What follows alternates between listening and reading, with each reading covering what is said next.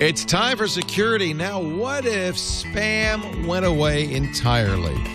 Well, it seems to be a problem of authentication. Steve's going to take a look at things we've tried so far and a new technology, DMARC, that promises to fix the spam problem. That's next on Security Now. Netcasts you love. From people you trust.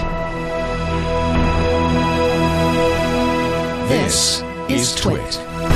Audio bandwidth for Security Now is provided by the new Winamp for Android, featuring wireless sync and one-click iTunes import. Now with free daily music downloads and full-length CD listening parties. Download it for free at winamp.com/Android. Video bandwidth for Security Now is provided by CacheFly at CacheFly.com.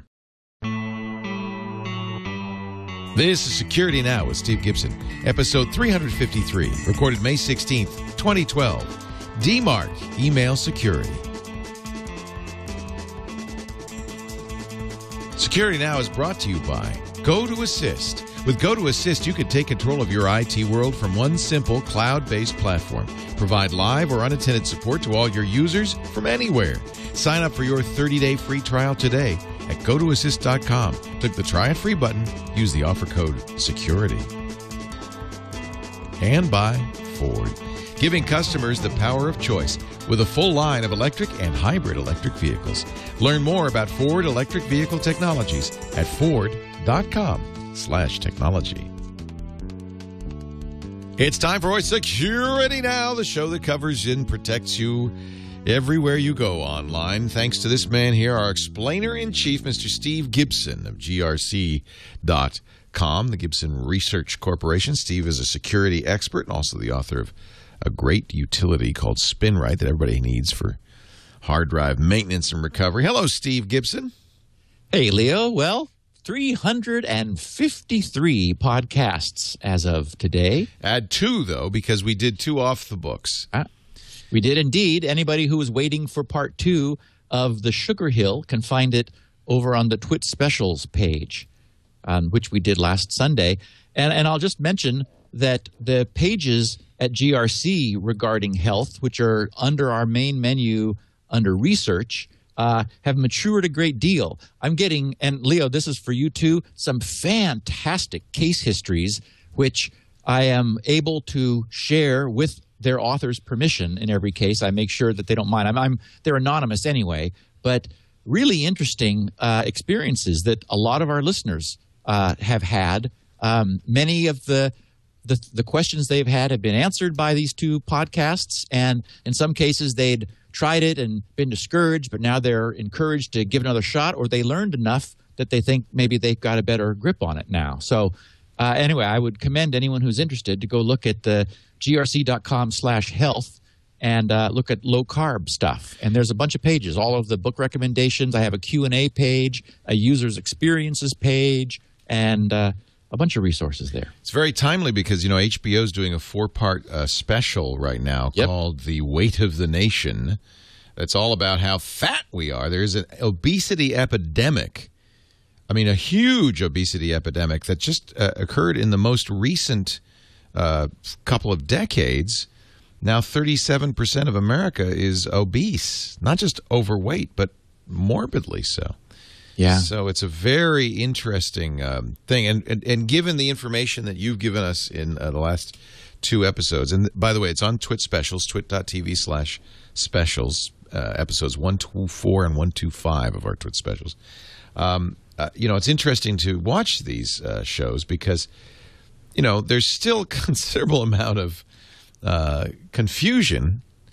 I was talking to my physician about this today, actually, and he pointed out that doctors, MDs, are not trained in nutrition. They know scant information about it unless they've studied it themselves in some other way. There's a lot of misinformation from epidemiological studies, which we've talked about before, which have the basic fundamental problem of matching causation to correlation, which, of course, as we know, correlation is not causation because we're all scientific thinkers here. And he said the real problem is you can't really do long-term double-blind tests on nutrition. Right. You need 10, 20 years to know if this, because it doesn't kill you. None of this kills you right away. Exactly. And not everyone responds identically. You can Yes. feed two people the same diet, and they will get completely different responses. He said the same thing. He said it's kind of you can't be sure of what the effect will be. So you have to do what you're doing, which is, do a lot of research and try to find something that does work for your body. And you're doing this, I should say, under medical supervision. Yes, and I test weekly. I've got weekly charts You're of taking all this of very my seriously. all my measurements. It's interesting. Currently the bottom testimonial, such as it is, or feedback, I got permission to post just this morning, so I put it up. It's from it's a really nicely written piece about how a guy went low carb and reversed his diabetes and high blood sugar, brought his blood pressure down, his HDL, the good cholesterol up, the LDL, the bad cholesterol down, triglycerides way down. I mean, everything was perfect. He goes to his doctor, and the doctor says, "My God, congratulations, this is fantastic. You're going to live forever. What are you doing?" And he says, "Atkins." And the doctor goes, "Ah!" Yeah, right. I mean, that's terrible for you.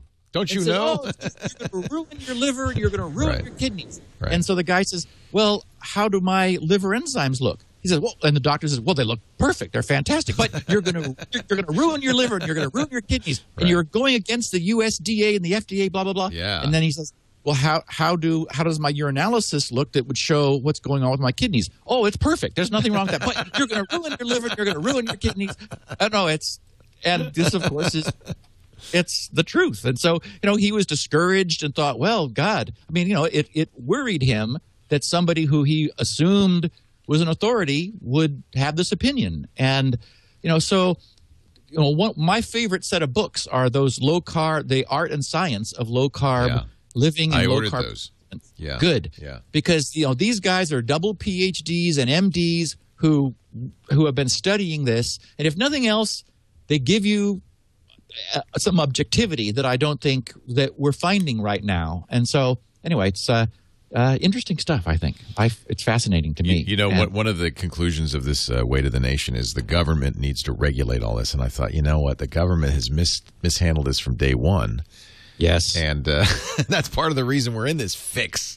And if people just studied and learned and thought and did what you do, which is do this under doctor supervision, I think that you can do it yourself. Yeah, and experiment. I think it might have been in the beginning of Good Calories, Bad Calories that Gary explains how political this process is, alas. the government. Yeah. That, in fact, it's not – I mean, the scientists are consulted and then ignored because the government and the political advisors don't like what the scientists say. So this isn't science-based. It's politically driven.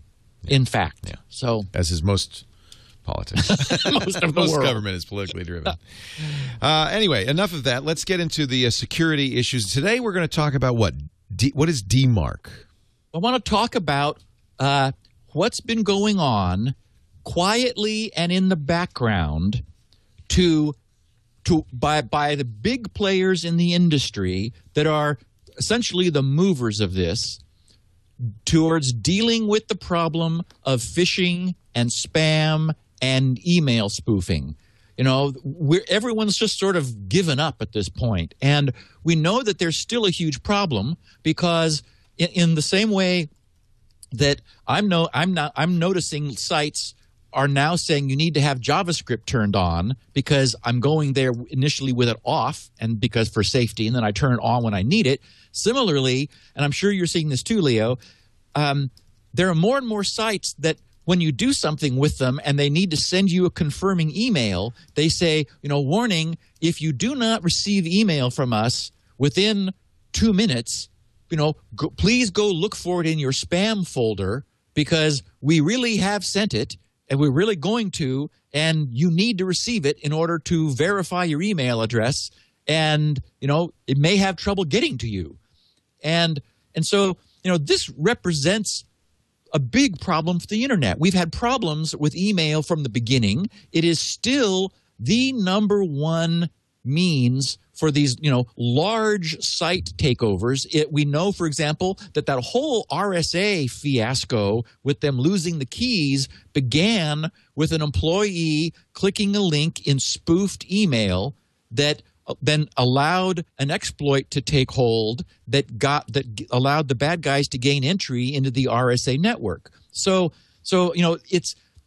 it is really important for internet security. Well, there have been some efforts made that have sort of sputtered along. We're going to talk about what they are and why they haven't been able to get the traction that they could, and how, despite the fact that we haven't been paying any attention, there is an effort ongoing which is moving forward that looks like it's going to give us finally some real relief. And we're about at a tipping point. I imagine, as often is the case on this podcast, we'll be talking about it. It comes across our radar early, right, and then maybe 6 months to a year from now, right, suddenly it's going to be, everybody's talking about it. Yeah, we already know about that. Yeah. We did that in podcast number 353 a year ago. It's funny how much people have stopped talking about spam, not because spam has gone away or is any better. In fact, it's, as far as I know, worse. But our tools for fighting it have gotten better, and particularly filtering. But this goes beyond filtering. Yes. Okay. Well, we'll get to it. We'll get to it. Yeah. What am I doing? Hold on there. We're going to get to that in just a bit. And we also have security news. But before we go too much farther down this road, would you mind if I mentioned, I almost want to say a new sponsor, an old sponsor with a really exciting new product. Cool. It's good for everybody who's in IT. It's called GoToAssist. You might say, wait a minute, I know about GoToAssist. Well, you know about half of the new GoToAssist. Of course, GoToAssist for many years has been the leader in remote support. In fact, I use it with my mom. You fire up GoToAssist. You can support her by going onto her computer, fixing the problem. Usually it's easier to do that than walking her through a fix. It also supports unattended support and so forth. But GoToAssist has been beefed up big time by some recent acquisitions from Citrix. Citrix is an interesting company. This is kind of a new model, I think, but I like it. They basically, without letting you know, they're constantly improving their products and adding features all the time. We talk about GoToMeeting, and suddenly they add high-def video. They don't charge you more. They don't, there's just, and so if you use a Citrix product like GoToAssist, GoToMeeting, GoToMyPC, you'll just notice these incremental improvements all the time. And it's kind of magic. So GoToAssist, they acquired a company that lets them do remote monitoring as well as remote support. And they've added this big piece for anybody who manages IT, consults, or particularly if you're a managed service provider or would like to be. GoToAssist now has built-in monitoring. The monitoring module can monitor server health, desktop health, IT assets, complete inventory, including software, track network usage. And this is the thing Russell, our IT guy, likes a lot. By the way, Russell is a managed support provider. He is a 3-man IT shop. He's a consultant for us. I wish I could hire him, but he's doing too well by himself. So we have like 10 or 20 hours a week with him. But he has 855 individual clients, not people, businesses. 855. He can do that because of this tool, which lets him be proactive. The other day, he came over and said, I'm putting in the toner cartridge. I said, what? He said, oh, well, you don't know, but the printer let me know that you were low. Your hard drives will say they're getting full. Your PCs will say, oh, there's a problem. And the IT guy fixes it before you even know. This makes you an IT hero. Remote alert notification by email, IM, or SMS. They've got little bugs, little monitoring devices for every kind of hardware, every operating system. You can completely customize your dashboard, by the way, branded as well, so it doesn't look like it's Citrix or GoToAssist. It looks like it's you. That's okay. You take all the credit. They've got patch management, that works with Windows Server Update services automatically. Completely automate your support. And, of course, they've still got that great best-of-class remote support.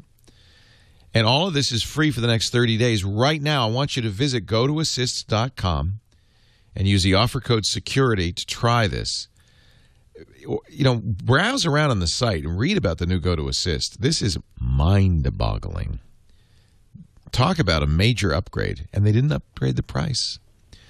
So if you're already a GoToAssist customer, give it a try. Take a look. Oh, my goodness. They've really got an amazing story to tell. I told them you should change the name, and they decided not to. They were originally they were thinking about calling it GoToManage because it's really about managing. But they decided to stick with the brand that they like. So I have to work harder and explain to you this is not your father's GoToAssist. This is brand new and really exciting. Best way to find out, do what Russell did. Give it a 30-day trial. GoToAssist.com. He was using a product that costs, I can't remember what he said, 8 times more. And he's moving his whole company over to this. GoToAssist.com. Offer code SECURITY. Try it for 30 days. I think you will understand what we're talking about. All right, before we get into DMARC, Mr. Gibson. Yeah, we've got just a little bit. I don't know. You know, sometimes a week just gives us so many news topics to talk about that we barely get to the show. And in fact, sometimes grumpy people will send me a tweet saying it took 55 minutes before we actually got into the content. It's like, hey, folks, you know, news and security updates and conversation about, you know, the week's events was the original concept for this podcast. And we added all of that other content afterwards. So, yeah, I've spent as much time, well, not as much time, but lots of time wanting to make sure I keep everybody current with things that are going on. But see, that's why this show could be any length at all. You get to choose the length because it expands to fit the needs. Oh, and I also get tweets saying, okay, you know, love the podcast. Could you do it daily? No. Just scrape me off the floor. I can tell you right now, no. But weekly's good. Weekly's good. I mean, you should be. Weekly's good. That's just right. Yes. So Chrome has moved itself to version 19, and in the blog yesterday. Quoting from the blog, they said, say you found an awesome recipe on your work computer while working hard at the office, but when you get back home, you can't quite remember if it was 2 teaspoons of baking soda or 2 teaspoons of baking powder. Wouldn't it big difference? I'll take your word for that, Leo. Wouldn't it be cool? You're such a cook. Yeah. Wouldn't it be cool if you could pull up the same recipe on your home computer with one click? With today's stable release of Chrome, you can. When you're signed into Chrome, and we'll explain what that is in a second, your open tabs are synced across all your devices. So you can quickly access them from the Other Devices menu, which is a new menu, on the New Tab page. If you've got Chrome for Android Beta, you can open the same recipe tab right on your phone when you run out to the store for more ingredients. The back and forward buttons will even work, so you can pick up browsing right where you left off. So that means they are even syncing the history of the tab that is now being bridged by these devices. And so then I thought, okay, what does signing into Chrome mean? And they said, signing into Chrome brings your bookmarks, apps, history, and other settings to all your devices. Anything you update on one device instantly updates everywhere else. And your Chrome stuff is safe in case anything happens to your computer. It's your web. Take it with you. Of course, you know, and Google too. Very nice. But so yeah, I'm wishing the Chrome wasn't just becoming so neat looking because I'm so happy. You're feeling bad now, huh? I'm feeling torn. I'm feeling pressure because I'm so happy with Firefox. And you're a heavy tab user. Oh, boy, I am. And that's the problem is I've got 48 open right now. Oh, my God. And side tabs were taken away, as we talked about before, because they decided, well, it was just experimental and people screamed so much. But they said, don't worry. We understand there are people who organize their lives with tabs, as I do. It's just my things to come back to later list. But I still like the way Chrome manages memory. When you close a tab, I watch my memory, and it's like, bang, memory is returned to me. Because Chrome runs every single page in its own separate process as part of their interpage security isolation, which is different, entirely different than what Mozilla does with Firefox. There's just one Firefox.exe. But when you've got Chrome running, there's about 7 Chrome exes with additional ones for more pages, because it's the way they've set up their architecture, and then those, of course, communicate in a safe way. So, yeah, I mean, Google, I love it that there's a strong commercial drive behind Google's wanting to keep making Chrome better and better, and that Google's doing it. Microsoft just seems to have stalled in innovation land, and so they're not even IE's not. I don't know where IE's going. Yeah. I got a tweet from an old friend of ours, Alex Niehaus. Oh, remember Alex? Yeah. He was it Astaro? Yeah, he was at Astaro. Yeah, He was the guy. He was got our first ads on the whole network, which was Astaro for Security Now. Yep. He tweeted, and I just wanted to share this to remind listeners. He said at SGGRC, web.tweetdeck.com now turns on both SSL and SPDY indicators in Chrome on my Mac. It's beautiful and fast. So that means that Twitter has it at their end, and TweetDeck has it at its end. And I just want to remind people, I'm a TweetDeck, diehard, because I just have it open on a monitor, watching, with like 6 columns open, keeping an eye on things, and often replying to people who tweet. I do need to remind people that I only am willing to do a DM. I don't want to clutter up my feed with lots of @ mentions. So if somebody wants a reply from me, you've got to follow me. And then, if it's a tweet that I have time for and want to reply to, I'll do that with a direct message. But I can't direct message people who aren't following me, and that's a good thing for keeping Twitter spam down. But often I'll see something, I'll go, oh, and I'm excited to respond. I do a direct message, and it says recipient not following. It's like, oh, okay, well, so I can't reply when I otherwise would have. Or when I did, and it just got blocked. So for anyone who wonders why they never heard back, that could be why. And I just have, before we get into our content, another interesting Spinrite tip, different from what we've talked about before, from a Sam Feinberg in Palo Alto, who wrote on April 26th, so just last month. He said, 2 of the computers in our household, my son and wife's, were running really slow. My son's computer was even overheating and shutting off occasionally, primarily when he played Minecraft. The computers weren't that old, so I was contemplating re-imaging them. In preparation for that, I ran a fresh backup on my son's computer and decided to run Spinrite on the drive. As I was running Spinrite, I noticed the drive got very hot, and there were millions of Seek and ECC correctable errors. Running on a similar computer that wasn't slow, there were very few Seek errors, and the drive stayed much cooler. So I did an image copy of his drive to a new one, installed it, and the new drive is working great, faster, and no overheating issues. After seeing that, I ran Spinrite on my wife's computer. It also had millions of Seek errors. Once again, I replaced the drive, and it solved that computer's problems too. So in this case, Spinrite wasn't needed to fix a problem, but it led me straight to the right solution. And what was happening there is, this is again one of the things I mentioned last week. I talked about how the subtle problems with cabling could be inducing errors, which Spinrite shows you when you're running it in that cabling errors count. Similarly, unlike any other software on the planet, there's nothing else that I've ever seen that shows you the error corrections that are actually being done on the fly, which are hidden from you, and also problems that the drive has finding the sectors. The reason there were all these overheating problems is that the heads were servoing a lot, and that's where you use up a lot of energy. So again, Spinrite on its statistics page, it's actually on the SMART, the self-monitoring and advanced reporting technology page, where it's dynamically looking inside the drive and bringing this real-time data out.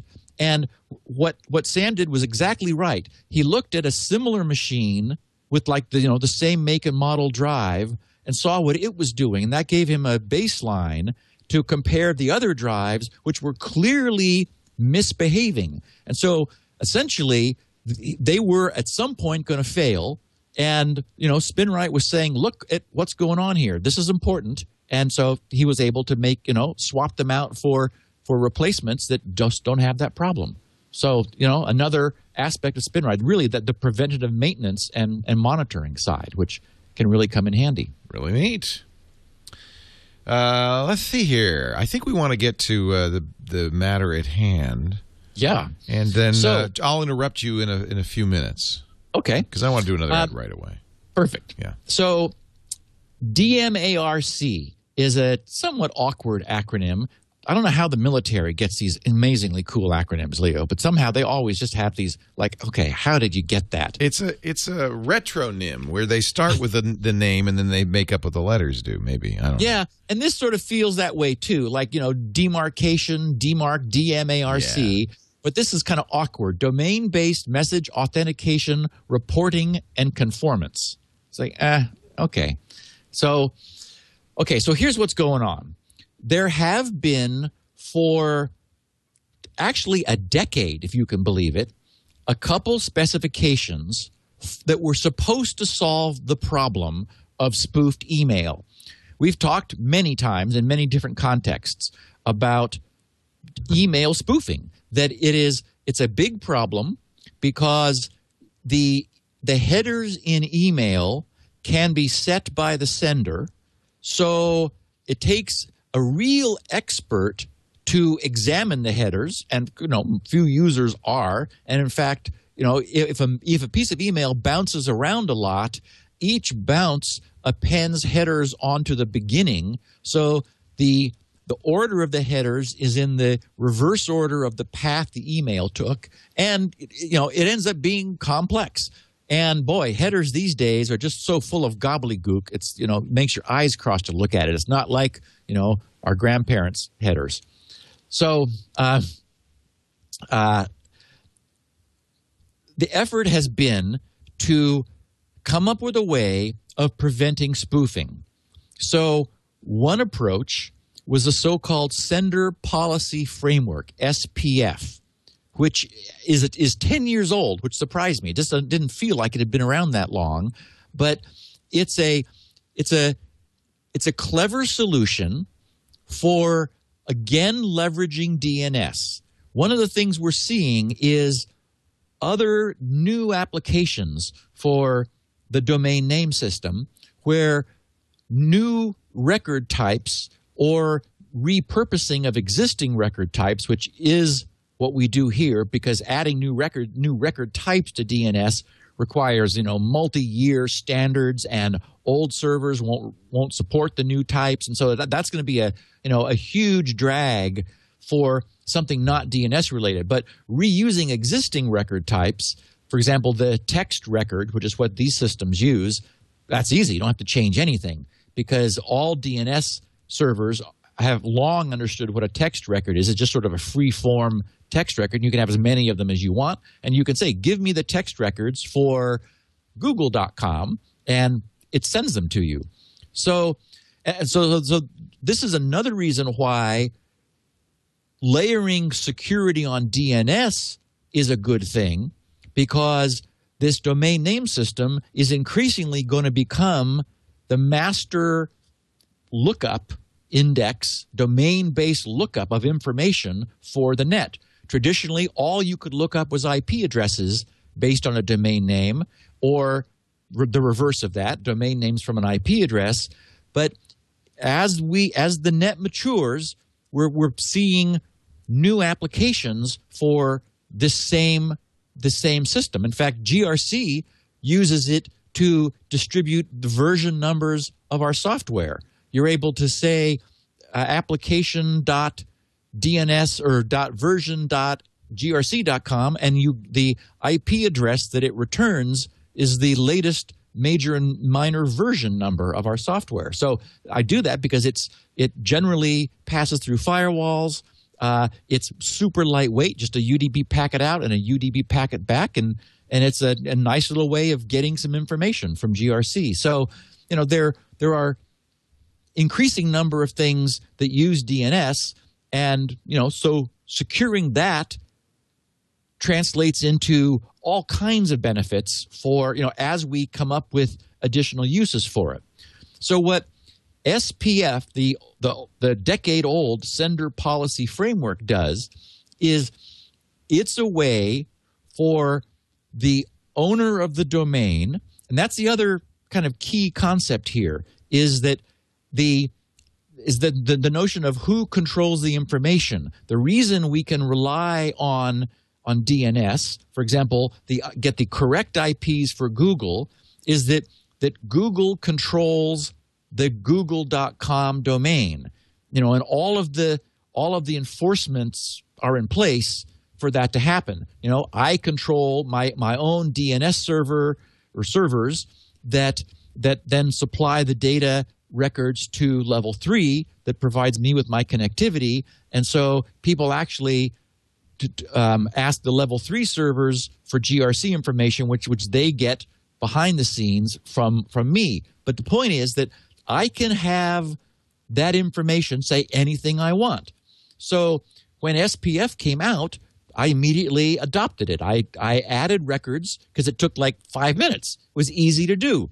The idea is the recipient of a piece of email, and I don't mean the end user recipient, but the SMTP server that the end user is using. So, for example, if you were a Gmail user, then it would be the mail.google.com server, or it's the server that we connect to as clients to collect our mail, whether it's IMAP or POP protocol. That server, when it's having a conversation, receiving email, the email says, I'm from google.com.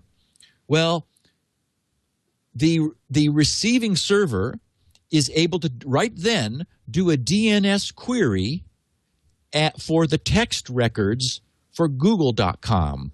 And among them will be an SPF record, which specifies the range of valid IPs or an enumerated list of IPs. There are a number of formats, or it can even give a domain name for a referral. That is, the valid originators of this email.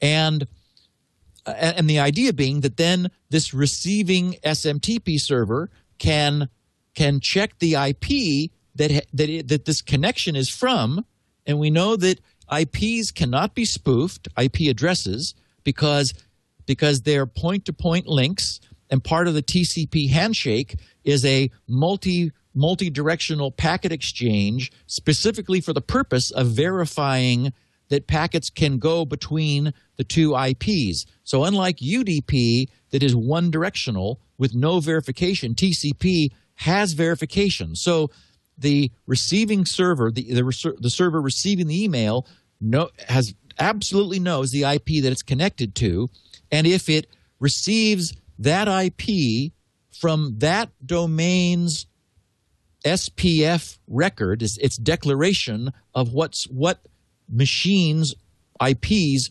are valid senders, then it's able to verify that email on the spot because it knows it's connected there. The person who controlled the domain has specified this IP is valid, and so it cannot be spoofed from someone else. Normally, without this kind of verification, there's nothing to prevent some random server anywhere else on the planet connecting up to google.com and sending email absolutely as if, connecting up to your SMTP server and sending email that looks exactly like the email coming from Google and declaring that it's from google.com, because most times email servers are not the same IP as like the main web domain server, and there is a provision in DNS for having a mail server declared as mail.google.com, but oftentimes there's big networks, there's load balancers, there all kinds of things make this more complex. So this was the very simple concept behind the old sender policy framework technology. Now, the benefit of it was that it was trivial to implement. All anybody had to do who wished to authenticate the email they were sending was add a simple text record to your DNS server. And at the SPF site, there was even a little helper that where you could specify the parameters that you wanted to use.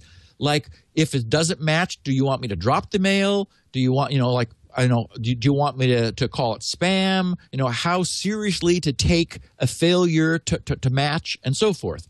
Is it advisory only, or is it serious? There are a number of parameters. So you were able to set those, press a button, and it would build for you a little SPF record that you could just then drop into your DNS server records. The problem with that is that traditionally, and that's certainly more the case 10 years ago than now, email was a store and forward technology. And that store and forwardness was a source of great abuse. But that was the original concept of email. The idea being very similar to the way we have packet switching on the internet. We've talked about that often, where you just drop a packet randomly onto the net anywhere with an IP address, and the job of routers is to bounce it from one router to the next, always aiming it towards its destination. Similarly, email sort of operating instead of operating at the link layer there, operating at the application layer, email was the same way. You might have email bounce a couple times between SMTP servers. There were servers that would accept email from anyone and then initiate a connection and try to forward it, a so-called store and forward. And what happened was there were many servers that were open servers. The open relays is what they were called. And this whole notion of store and forward was like relaying email from one server to the next. And in the old days, before spam was a problem, typically servers were all like this. They would happily relay email on behalf of someone else, because once upon a time we were all good guys and there were no creepy bad people hanging out on the internet. So that became abused immediately. One of the first tricks of the spammers is they would find a so-called open relay and they would dump their spam there. If their own servers had been blacklisted by their IP address so that nobody would accept any email from them anymore, they said, okay, fine. So they would just search around the internet for so-called open relays, and they would dump their email on that machine, and then it, doing its job, would forward it to its destination, which was typically a spam recipient who wasn't happy. And of course, you, the open relay, would end up getting blacklisted because now your IP was generating spam, even though you yourself weren't generating spam. So over the years, this got shut down. It's very rare now, and it's considered an SMTP email server configuration failure if you have an open relay. It's like, oh my God. I mean, and actually you find out about it pretty quickly because there are bots and things that are roaming around looking for them, and you'll generally get, if you've got like an admin account on your email server or something, you'll get email saying, warning that you are running an open relay, and oftentimes you'll be getting spam complaints and all kinds of problems. So that's been bolted down. So the original problem with the sender policy framework is, when you think about it, is it was completely incompatible with mail forwarding. The recipient is verifying the connection IP address of the sender domain. So that implies it has to be point to point. That is, it has to be from Google as the originator to your server, for your server to look at the IP addresses that Google is advertising through its SPF record as valid and say, yes, we believe this is Google. If there were a bounce in between, if there was any forwarding going on to some third-party SMTP server, well, the sender policy framework would reject it because the connection IP would be other than what Google is advertising. So 10 years ago, this was a problem with SPF. It's not a problem today because nobody is relaying email anymore. We've got robust networks. We've got, super inexpensive hardware. We've got load balancing and all these other, solutions to the original problem of like someone's server being down, so you'd send the mail and park it somewhere until their email server came back up, and then you'd be able to get it over. I mean, so the relaying is shut down, and suddenly SPF has a real chance to work. Now, there was a second effort which Google adopted early, which was called DKIM, which is an acronym, stands for Domain Keys Identified Mail.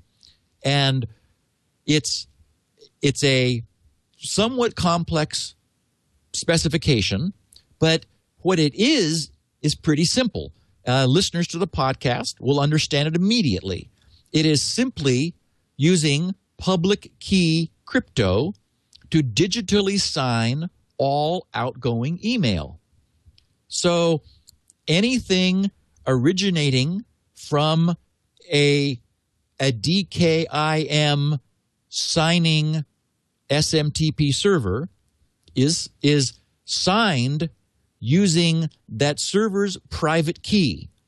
So, and this is compatible with like other signing. For example, you could be using GPG, PGP, whatever, to sign your own email, but then that's then wrapped in an envelope with all the headers and delivery information.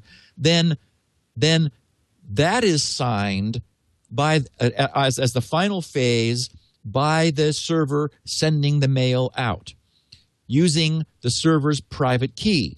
What that means is that the recipient of the email is able to verify.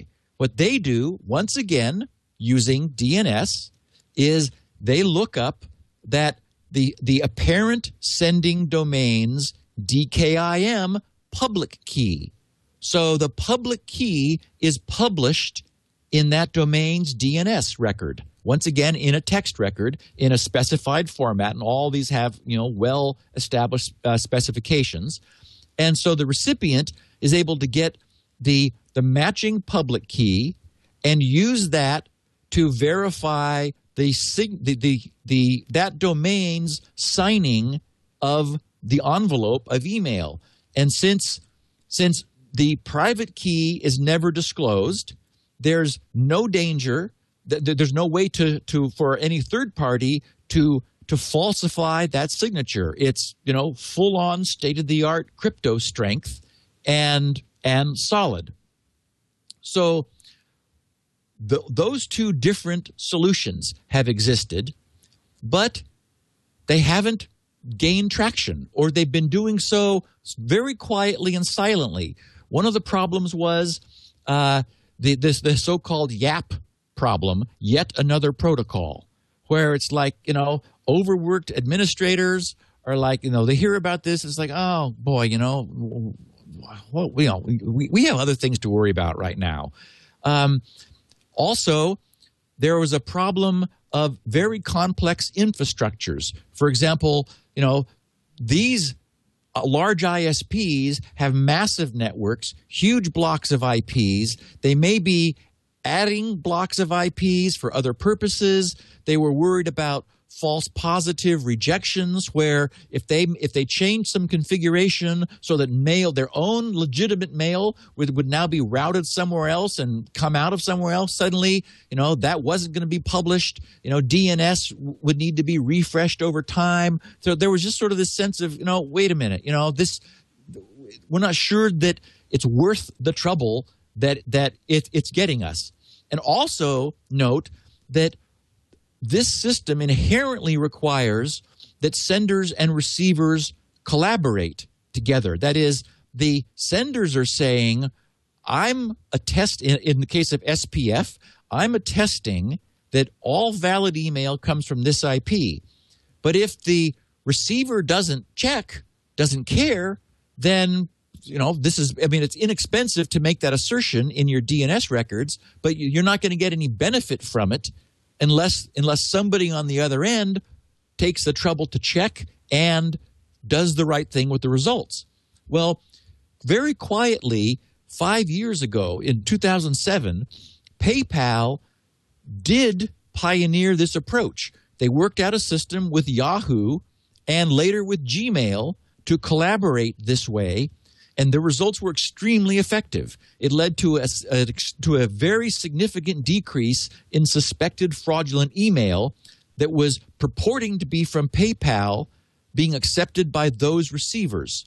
So the concept is golden. It absolutely works. And so 5 years ago, PayPal was having this problem that their email domain was being actively spoofed, and Yahoo Mail users and Gmail users were having a big problem. PayPal was having a problem with those users. Now, they were having a problem, of course, with lots of other users too. The reason that Yahoo Mail and Gmail were singled out is they were aggregation points. There were a ton of people using Yahoo and a ton of people using Gmail.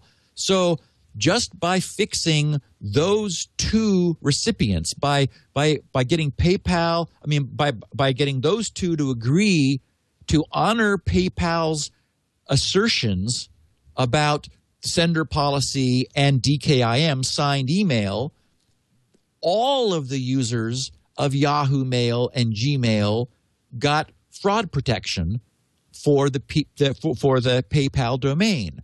So it worked there because we had, one person with a big problem was able to convince two recipients with huge email user bases to go along with them, and it worked.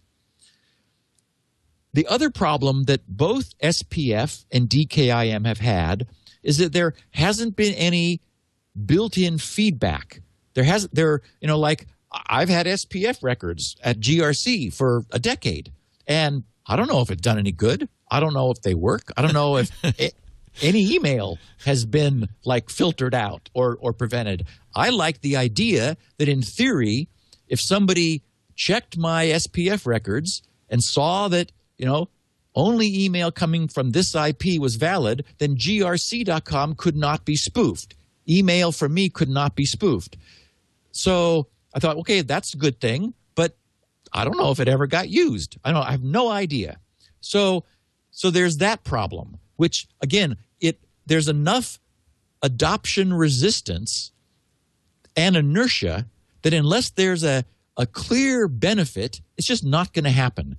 And admins have enough emergency stuff to worry about. They're not looking for more work to do. They're just trying to stay ahead of what's going on right now. So what is little known is that because SPF and to a lesser degree DKIM are so easy to adopt, SPF just requires adding a couple records to DNS. DKIM requires upgrading your SMTP server to digitally sign outgoing email. And again, 10 years ago, as we know, public key crypto wasn't free. So there was some expense in terms of computation overhead to sending out a piece of email that was signed with a public key. Today, that's just, we've got so much computing power. How many cores does your chip have? that's just not a problem. So adoption has been growing. And at this point, at least a little bit more than 50% of all domains are actually supporting either SPF or DKIM. So again, not near 100, but more than half. And in terms of mail volume, 85% of email has either SPF records associated with its actual domain originator, or they're digitally signed. And in fact, just this morning, I got some Facebook notification that someone who I knows somebody else. I don't know what it is. But anyway, because I keep trying to turn this stuff off. Yeah, good luck. They keep turning it on. Yeah, they do. Yeah. It's so annoying. Yeah. Anyway, so this is it's got like DKIM signature, and then a whole bunch of gobbledygook in the header, which I now know is, for example, it says A equals RSA SHA 256. So that says it's RSA public key crypto with the SHA 256, the secure hash algorithm 256-bit signed. And then the valid domain, D equals facebookmail.com, and then a whole bunch of stuff. So, I mean, it goes on and on and on. There's like a block of gobbledygook, but that's all the signing of this. Oh, and I got a kick out of this. It also says x-facebook : from Zuckmail. It's like, yes, well, we know where they came from. Zuckmail. I like Zuckmail. That. So, okay, so I've sort of narrowed this down to 4 problems. Many senders, as I mentioned, have a complex email environment with many systems sending email, often including third-party service providers. Some large domains, sub out their email handling to somebody else. So it's coming from their domain, but it's being routed through somebody else. So ensuring that every message can be authenticated using SPF or DKIM is a complex task, particularly given that these environments are in a perpetual state of flux. It's like, oh, let's switch over to this third-party company. It's like, oh, well, wait a minute, our authentication is going to break if we do that, so it's like, oh, is it worth risking that? Also, if a domain owner sends a mix of messages, some of which can be authenticated and others that can't, then email receivers are forced to, that is, the receivers of the email are forced to discern between the legitimate messages that don't authenticate and the fraudulent messages that also don't authenticate. By nature, spam algorithms are error-prone and need to constantly evolve to respond to the changing tactics of spammers. The result is that some fraudulent messages will inevitably make their way to the end user's inbox. In other words, it's the typical, soft filter or heuristic filter. It's, good messages are going to get rejected, and some bad messages aren't going to get rejected because we don't have absolute authentication today. But it looks like we're headed for that quickly or soon. Senders get and this is key, senders get very poor feedback on their email authentication deployments, which is to say none. Unless messages bounce back to the sender, there's no way to determine how many legitimate messages are being sent that cannot be authenticated. So like, how would I know if somebody was rejecting my email? There's just no way to know. Or even the scope of the fraudulent emails that are spoofed in the sender's domain. So, for example, again, if people are sending random email as if from grc.com, how would I ever know that? There's no way to know. So this makes troubleshooting mail authentication issues very difficult, particularly in mail environments which are increasingly complex.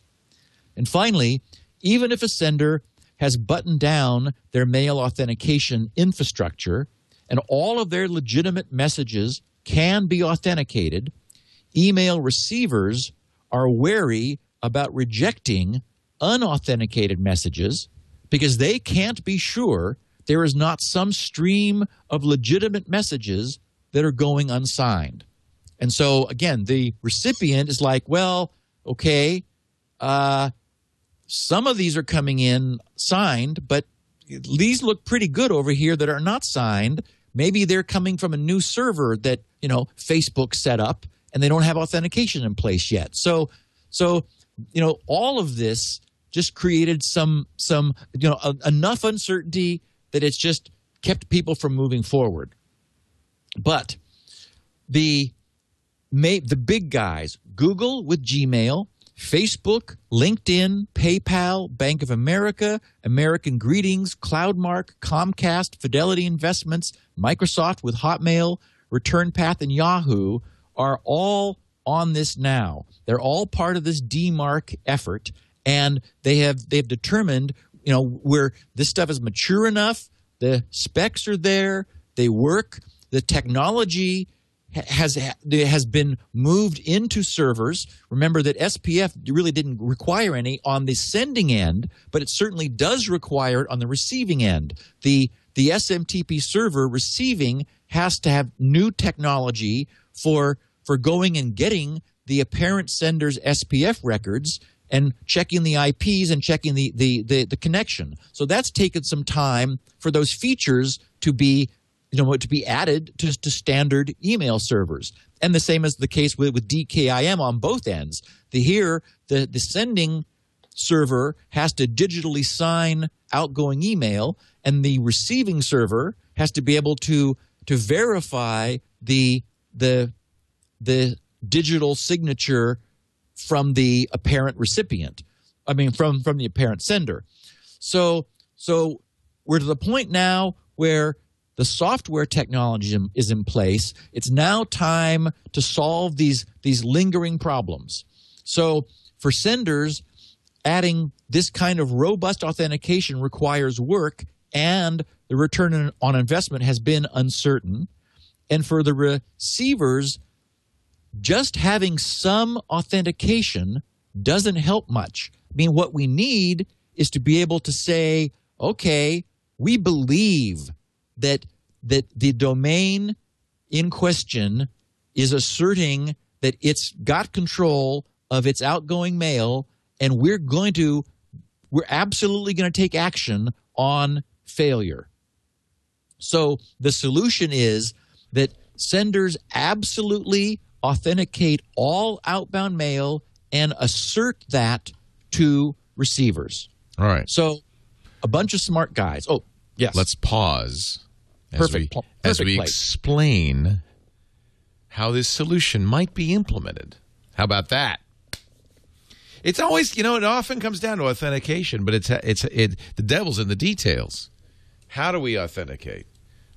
We were talking with Bill Harris, who was a former CEO at PayPal and runs a company called Personal Capital, and we were talking about micropayments and online payments and getting rid of money. And it's really an authentication problem. How do I know you're you, and how do you know I'm me? Once we've authenticated, that's the problem with credit card fraud, is weak authentication methods. Well, and it's why I went nuts over Stina's YubiKey. Right. Is this like, hey, here's something to replace passwords, which are such poor authentication. Well, let's go to the solution in a second, but first a word about electric vehicles.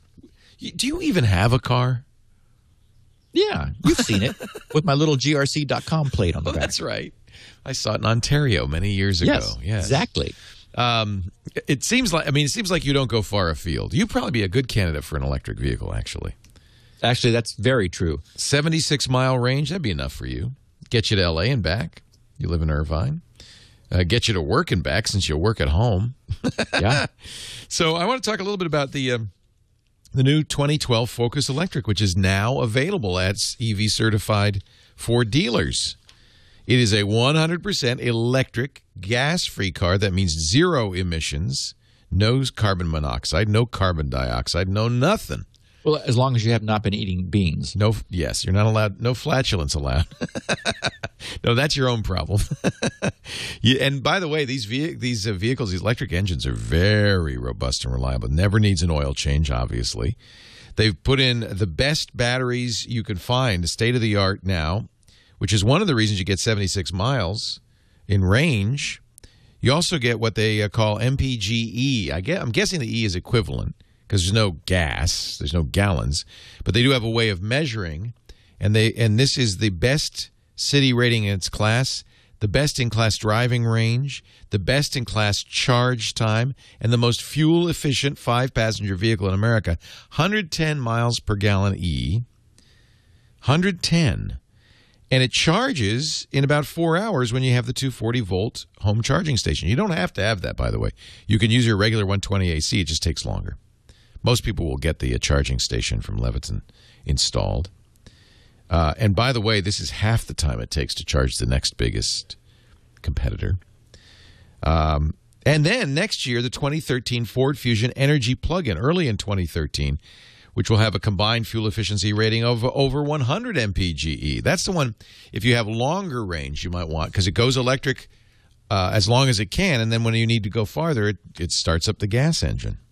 Regenerative braking means you get even more range. Every time you come to a stop, it charges up that battery. Over 90% of the energy that would normally be lost in friction and heat is sent back to the battery pack. And then they've updated the Ford Sync with My Ford Touch. There's a special EV version to help you maximize your range. You could choose the most eco-friendly driving route, remotely control vehicle charge and preconditioning settings with a special smartphone app, monitor the battery state of charge, maximize energy efficiency. You get access to a Ford website, My Ford Mobile, in addition to the smartphone app. So you can take a look at your vehicle's status. It actually uploads it to the web. State of charge, current range. You can program charge settings, download vehicle data for analysis. They have a value charging feature powered by Microsoft that lets you take advantage of off-peak or reduced rates from your utility without any complicated setup process. You basically push a button.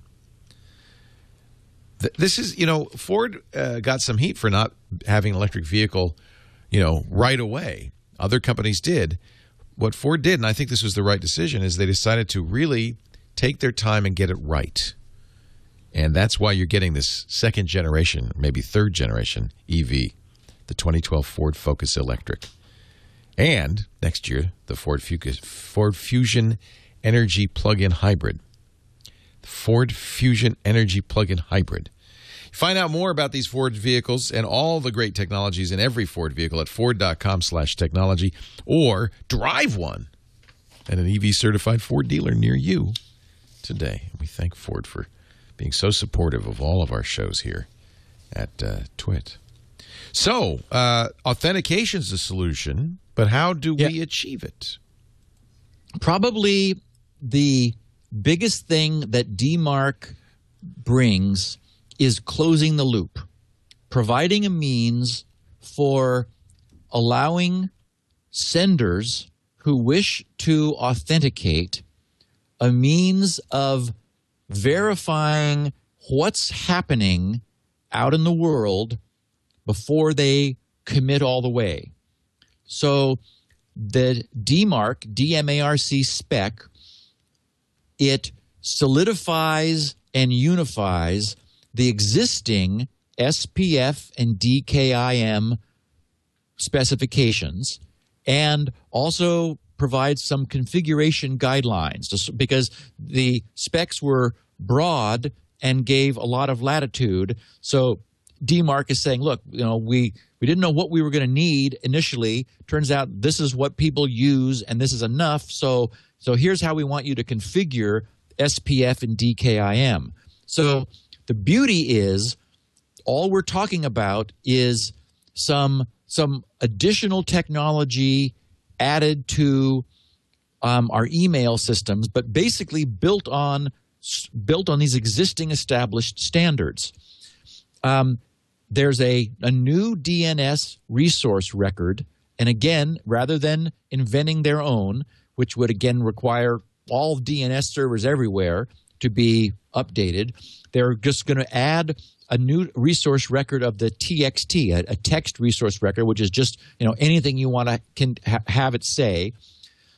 The text record specifies the sender's policies, and they have this weird word they use it. They call it alignment for some reason. Alignment types is either strict or relaxed. So, how strict you want the matching to be. Then they have a disposition for any incoming problems, whether the sender wants the receiver to quarantine records that don't match, to reject them outright, or just to monitor. And finally, this text record contains and this is where the loop gets closed, the URIs or URLs for sending reports both of failure and aggregate daily summaries. And the DMARC spec then defines this aggregate reporting format where it's a daily sum in an XML, so machine readable, machine parsable format, which is deliberately redacted for the sake of privacy. That is, they want to just accumulate statistics, not specifics about individual email. And so the daily aggregate reports are per a parent from sender domain, but they do not contain delivery disposition and do not contain individual email addresses. But the idea is that they by sending domain, they feed back the authentication results for the DKIM signature verification and the SPF IP verification, along with the successes or failures of the matching, and specify the policy action which was requested and taken. So what this means is that a company that was deciding, as all these big companies I just listed are, and we know that SPF and or DKIM is now deployed in about 85% of the volume of emails on the internet and about 50% of the domains on the internet. So the next step is to take the server technology a bit further with this DMARC spec, which, by the way, has been submitted. It was finalized just this January, a few months ago. It has been submitted to the IETF, the Internet Engineering Task Force, for ratification and publication as an Internet RFC. So it's going to be a formal specification moving forward for email on the Internet. And so the idea would be that a company that wanted to lock down their email would upgrade their email servers to support the DMARC spec and add the DMARC text record to their DNS, which is simple to do. And for example, initially they would say, well, monitor, don't reject, don't quarantine, don't block, don't do anything, but we want reports.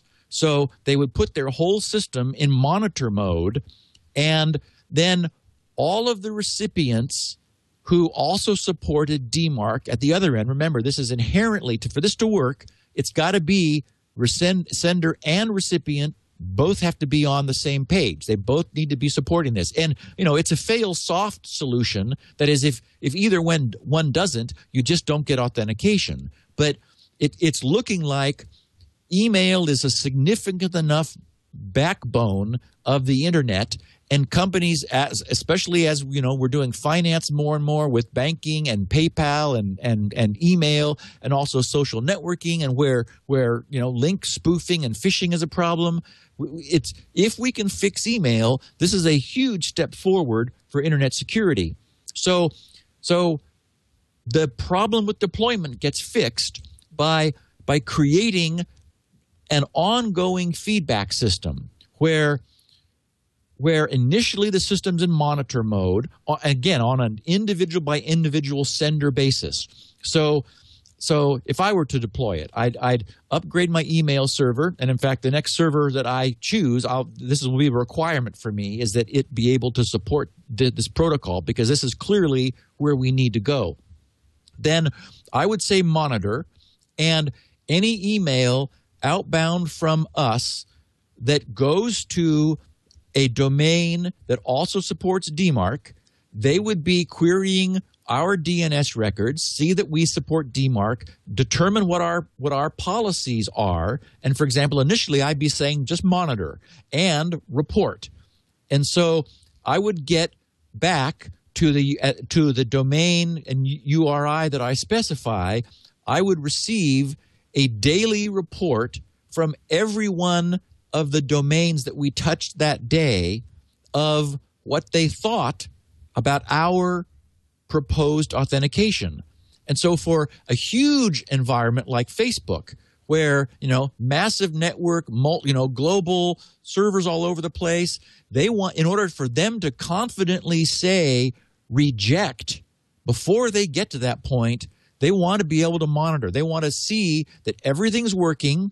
And then even when they are in reject mode, where they're saying to people, we were monitoring for a while.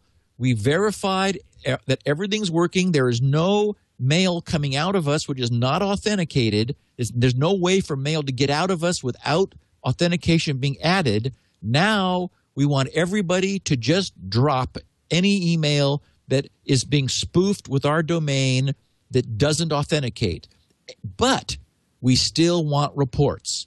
And so suddenly we get something that we've never had before, which is an ongoing reporting of fraudulent email going to third-party servers, which support DMARC. The third-party server would get inbound email spoofed from Facebook, for example, check with Facebook's DNS. Remember that DNS is caching also. So, in fact, they may well major domains like Google and Facebook and so forth, these servers would have those text records in their local caches. So no traffic overhead is being required at all. So they would say, wait a minute, this isn't digitally signed. Facebook has said reject it if it's not.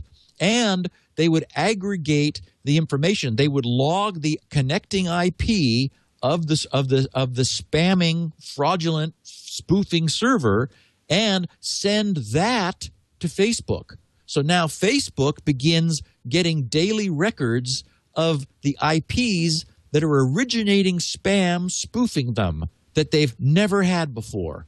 So this robustly authenticates email.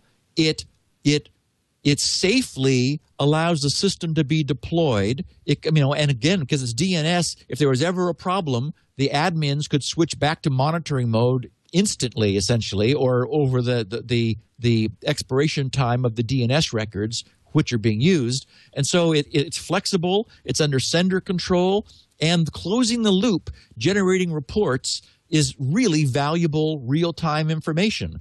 So potentially, once we get there and bring up authentication to a level that we have never had before, the people behind this are hoping that this will enable new forms of communication over email, because it won't be something where you're looking at anything that comes in with a great deal of skepticism.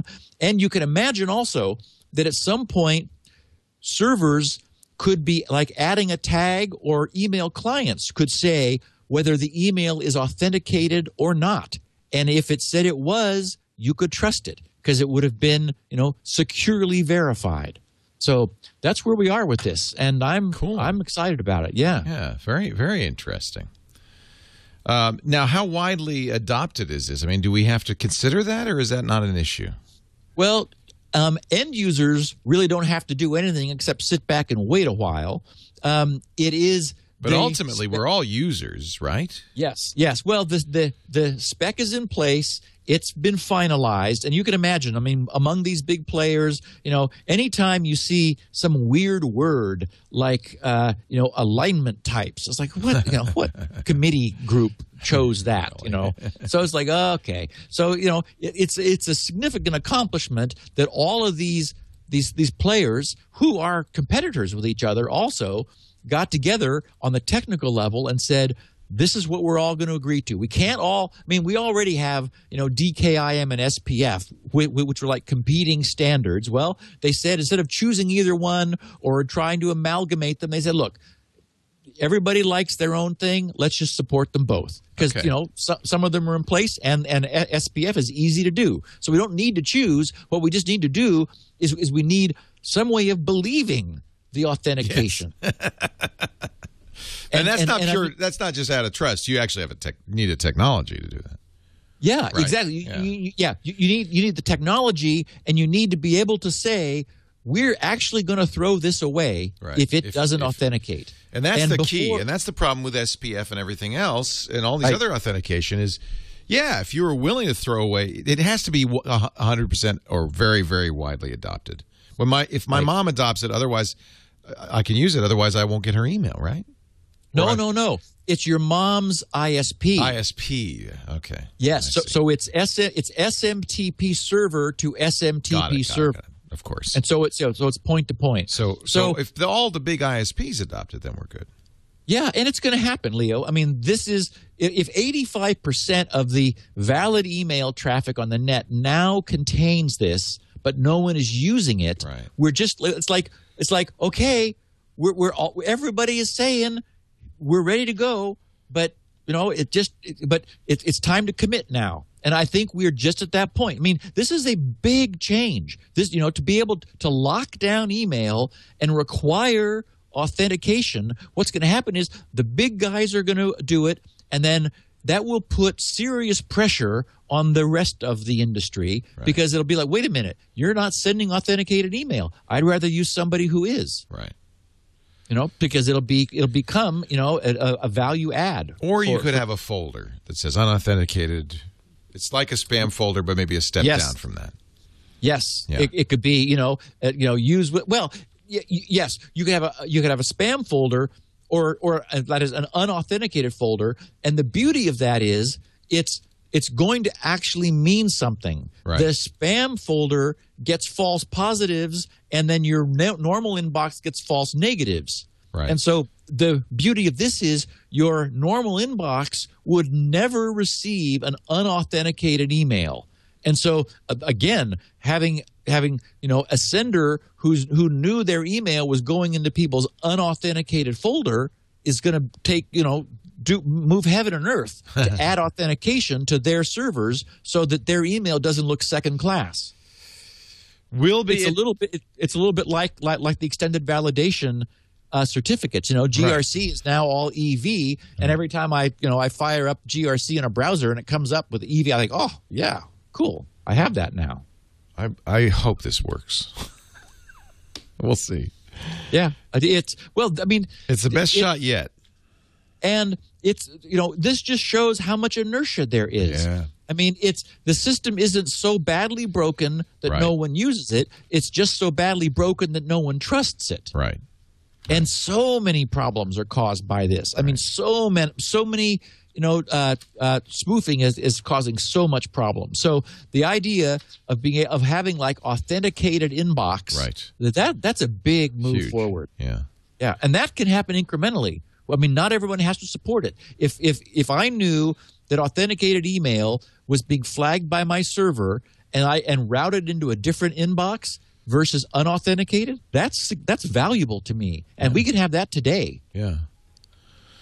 Steve Gibson's at grc.com. That's where you can post a question for next week because we'll do a Q&A, and I'm sure we'll get some questions about DMARC. We'll do a Q&A episode next week. It's grc.com/feedback for your questions. grc.com/health if you want to read his health postings. And there is a feedback page there too, and I would love to have people who either positive or negative experiences with low-carb stuff. Please send me your feedback. Very good. And, of course, you go there to get Spinrite, the world's best hard drive maintenance and recovery utility, and all the 16 kilobit versions of this show and transcriptions of this show, all 353 episodes. They're there, his show notes.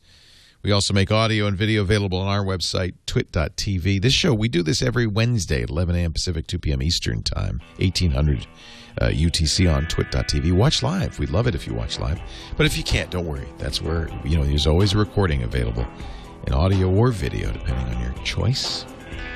And next week, Q&A. Yep. Look forward to it. Thanks, Talk Steve. to you then, my friend. Take care. Security now.